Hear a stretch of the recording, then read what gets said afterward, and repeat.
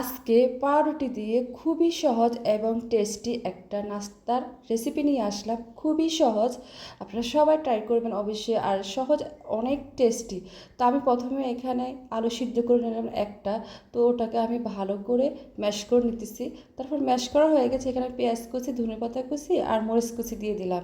তো এগুলো দিয়ে ভালো করে মেখে এরপরে একটু লবণ দিয়ে দিলাম। তো লবণ দিয়েও ভালো করে মেখে একটা সাইডে রেখে দিলাম। তারপর আমি একটা ডিমও সিদ্ধ করে নিয়েছি। আর এই ফাঁকে পাউরুটির যে সাইডগুলো আছে এগুলা কেচি দিয়ে কেটে নিলাম ভালো করে, সুন্দর করে, আস্তে আস্তে, যেন ফেটে না যায়। তো আমি এগুলা কেটে নিলাম চারপাশ। এরপর আমি এখানে টমেটো সস দিয়ে দিব। তো টমেটো সস দিয়ে ভালো করে এটা মেখে নিব। তো মেখে নেওয়ার পরে এখানে ডিমের অর্ধেক হাফ অংশ বসাই দিলাম। তারপর এর চারপাশে আমি এখানে আরও যে মিক্সটা করছি ওইটা দিয়ে দিলাম চারপাশে। তো এটা দিয়ে ভালোভাবে চারপাশটা দিয়ে উপরে একটা ব্রেড দিয়ে দিলাম।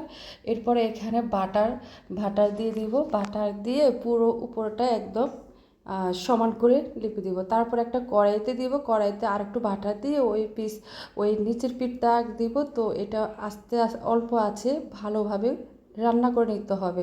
তো আমি এটা ভেজে নিলাম, আমার এক পাশ হয়ে গেছে। তো আর এক পাশ নিলাম। তো এই তো খুবই সহজ এবং সিম্পল রেসিপি। আর এটা সকাল বা বিকেলে যে কোনো সময় খেতে পারবেন, অনেক মজা। অবশ্যই একবার ট্রাই করে দেখবেন। তো আমার এখানে হয়ে গেছে। এরপর আমি এগুলো ছুরি দিয়ে কেটে নিতেছি। দারুণ মজার পাউরুটির রেসিপি, অনেক টেস্টি। আশা করি সবাই দেখবেন। তো ভালো থাকবেন সবাই, আল্লাহ হাফেজ।